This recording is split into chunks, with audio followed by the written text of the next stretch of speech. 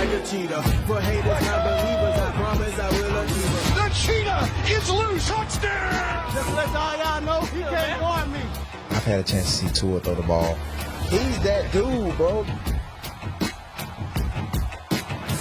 Yeah, he is for now, but how much longer as Hill enters his first season in Miami? Tua's going into his third, and despite making big jumps from his rookie year to his sophomore season, Hill thinks the pressure on the principal porpoise is palpable. Hill said on his podcast, you know, in the NFL, they only give you like 2 or 3 years to be a successful quarterback, especially if you're a first-round draft pick. If you don't succeed after those years, then it's kick rocks, man. So basically, they're going to put Tua into that. So this is basically his last year, man, just to show people what he's got. All right. Went 5th overall just a couple seasons ago as we welcome in NFL reporter Jeff Darlington into the program. Jeff, fantastic to see you. So what are you hearing about the pressure facing Tua as he enters his third season now with Miami? Well, Gary, this feels like a real role reversal with Tyreek Hill saying something that usually the reporter says, and now I'm going to say something that usually the athlete says, which is that's not necessarily true. Like, he's entering his third season. Yes, there is an enormous amount of pressure on Tua Tagovailoa, but he is now with a new head coach. Yes, he has to show that he can be a franchise quarterback, but I don't necessarily think he needs to show that he has reached his potential this season in order to continue into, say, his 4th year of his 5-year rookie deal. So, look, I live down here in South Florida. I know that the eyes are all on Tua at this point, but he does have the weapons. He does have the offensive line. He has everything in place, and I think that's probably what Tyreek's talking about. He's got to show with these weapons around him that he can, in fact, be a franchise quarterback. Miami's certainly hooking him up with those weapons. His rookie season for Tua, 10 touchdowns through the air. Last season, 16 touchdowns through the air. What's the dynamic between Hill and Tua getting on the same page and getting that chemistry right? Because we know Hill's fastest dude in the league, so it's something special to make sure you're on the same page with him going into training camp and then, of course, the start of the season, Jeff. Right, yeah, that is going to be so important for them to get on the same page during training camp.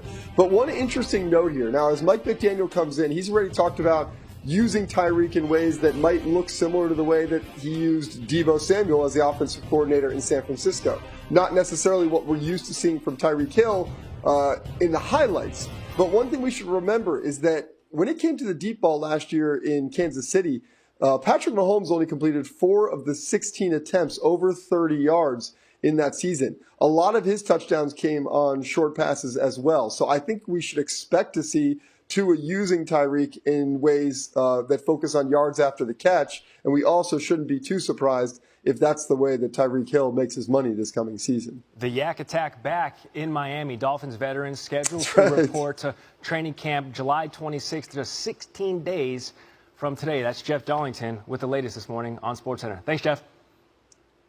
He might have the best facial hair of the program. Darlington? Today. Yeah, probably. Dude, that Met Dallas rough. So far. Let's get to elsewhere. Saturday's best little slice of everything from a packed Sports Saturday. Best mama's boy, Tori Lavello. You're good. Lavello's mom, Grace, threw out the first pitch on her 90th birthday. How about that? And she threw a strike. Look at, I love you so much, Mom, she said. That's so nice. Once a mama's boy, always a mama's boy. That's of course. Best teamwork, Guardians, Royals. This ball is going to get sent to left center. Center fielder Miles Straw and left fielder Stephen Kwan in the National League, only behind Kyle Schwarber's 27. Alonzo, what's with the stat? The boys wanted me to shave and have a mustache, and then I was like, you know what? If the boys want it, I'll give it to them. I saw Keith in the tunnel prior, and he got a pretty good kick out of it.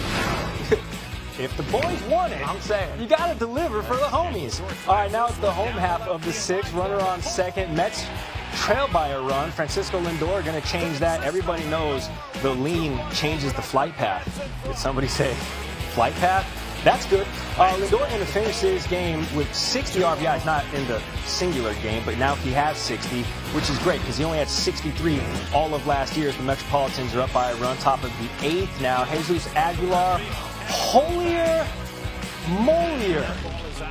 It's a free ad read right there. That's a solo shot. We're tied at 3 pieces. We go into extras, which the Mets love playing in. They're undefeated in extra innings so far this season, 6-0. But Francisco Lindor really tempting fate. I mean, he's really tempting fate.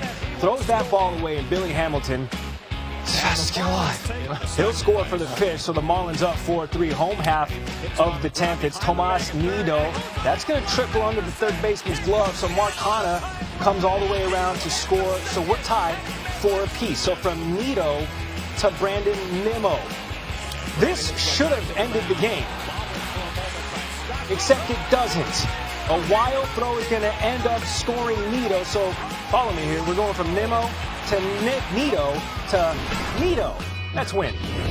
Rays and Reds. The Reds walked off on Friday night. The Rays struggle in interleague, and those two things would collide at Great American Ballpark. Brendan Drury, sharp single in the 8th with bases loaded. 2 runs come in, 4 hits for Drury for the 7th time in his career. First time since 2019, also against Tampa Bay. So to extras we go. Reds down 4-3. Calvin Fauché going to toss a low pitch. He gets behind Francisco Mejia. Run scores. Frustration Fauché after what Fauché did. We go back to Friday. This is how the Reds walked off. They won on a walk-off balk. It was a balk-off. The Rays pitcher Matt Whistler doing the honors there. Reds celebrating at home plate. Okay, so Nick Senzel back to Saturday. This one more conventional with runners at the corners. Base hit into right. His first career walk-off hit. He said, I just wanted to get a hit and go home. And the Reds did that. 5-4 winners. They've won 3 straight. They've been a different team this month. No walk-off wins coming into the month of July. And then Saturday, giving them their 4th in a span of 7 days. First time the Reds have had 4 walk-off wins in the span of a week since August of 1984. And they've done it in a variety of ways. They've had 2 walk-off singles, a walk-off sac fly, and yes, the walk-off balk. Ahead on SportsCenter AM, we're going to break out the crime scene kit to investigate this base running tumble as Seattle puts its win streak very much on the line. A lot of people look at me and say, oh, he chasing the money. Right now, I'm chasing a dream.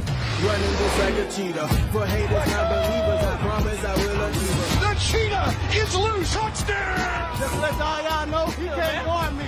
I've had a chance to see Tua throw the ball. He's that dude, bro. Yeah, he is for now, but how much longer as Hill enters his first season in Miami? Tua's going into his 3rd, and despite making big jumps from his rookie year to his sophomore season, Hill thinks the pressure on the principal porpoise is palpable. Hill said on his podcast, you know, in the NFL, they only give you like 2 or 3 years to be a successful quarterback, especially if you're a first-round draft pick. If you don't succeed after those years, it's kick rocks, man. So basically, they're going to put Tua into that. So this is basically his last year, man, just to show people what he's got. All right. Went 5th overall just a couple seasons ago as we welcome in NFL reporter Jeff Darlington into the program. Jeff, fantastic to see you. So what are you hearing about the pressure facing Tua as he enters his 3rd season now with Miami? Well, Gary, this feels like a real role reversal with Tyreek Hill saying something that usually the reporter says, and now I'm going to say something that usually the athlete says, which is that's not necessarily true. Like, he's entering his 3rd season. Yes, there is an enormous amount of pressure on Tua Tagovailoa, but he is now with a new head coach.